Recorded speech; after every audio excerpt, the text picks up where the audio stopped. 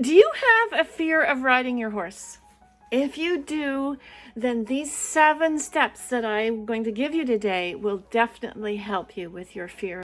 Because every equestrian has fear of riding at some point in their journey with their horse or horses. And that fear can then grow to become anxiousness and actually shut us down from riding completely. And I know because I've been there. And a lot of my students have been there. That's why they come to me in the first place. So let's chat about these 7 steps that will help you to overcome your fear so that you can ride with confidence, ease, and flow with your partner. Hi, my name is Chris Adderson, and I'm the founder of For the Horse, balancing yourself and your horse. If you're not balancing yourself and you're not balancing your horse, then you need to start. Because this is a non-negotiable. It's a necessity. It's something that we need to do. If you want to ride on the back of your horse, you need to be balanced yourself, and you need to be able to know how to balance your horse, specifically how to balance your body and how to balance your horse's body. You may in the past have had a horse who's naturally very balanced. My daughter rode a POA pony for many years, and that pony was super naturally balanced. I mean, she could jump on that horse bareback and bridleless and do flying lead changes out in a huge open 30-acre field. No problem. I mean, there are lots of preparation that came to doing that, but the balance part was already so much there for that horse and rider. Number 2, do not do things without any proper preparation. We need to prepare ourselves. We need to prepare our mindset mentally and emotionally. Horses have a wonderful way of helping us with self-mastery if we know how to use it. If we don't, it can just pass us by. But if we know how to use it, there's a gold mine of self-mastery in working with horses. We need to prepare ourselves physically. We need to know how to use our bodies in a way that's the least amount of effort for the most amount of results. And we need to prepare our horses, mentally and emotionally. So we need to show them how to choose, that there are different options, that they can choose different options from what might be their immediate option, and they have a voice. Physically, we need to prepare them. We need to provide a solution for them carrying us on their backs. And what I mean by that is the way they are moving, is it functionally moving or dysfunctionally moving?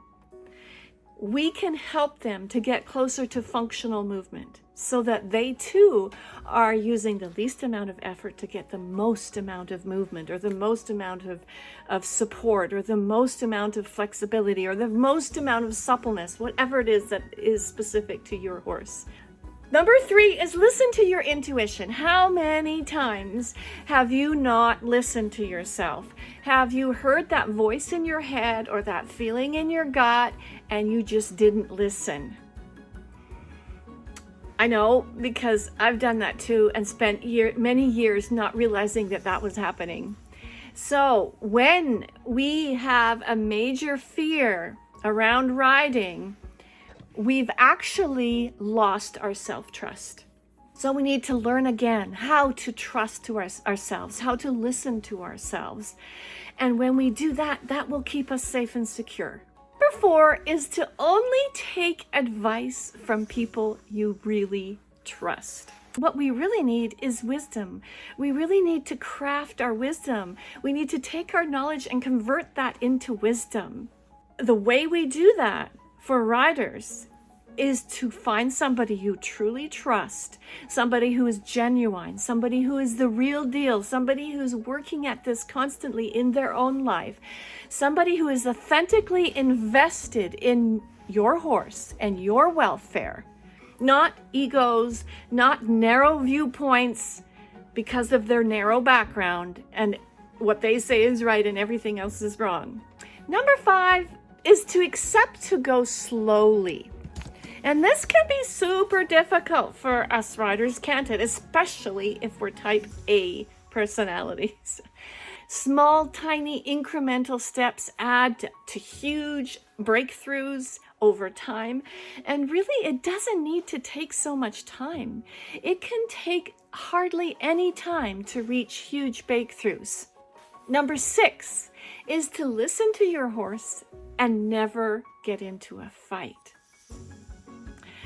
Getting into a fight of any description is not going to help your fear or your horse's fear. It will only exacerbate the situation. So instead, learning to listen and listen deeply to what our horse's wants are, what their desires are, what their needs are, where their shortcomings are, what characteristics do they have, what are their movement preferences. Listen in those ways. This will help your understanding and help your comprehension, and therefore help your fear. And number 7, maintaining harmony is the key to keep us safe. And that's harmony in mind, in body, in emotions, in spirit. This is what will keep us safe and secure.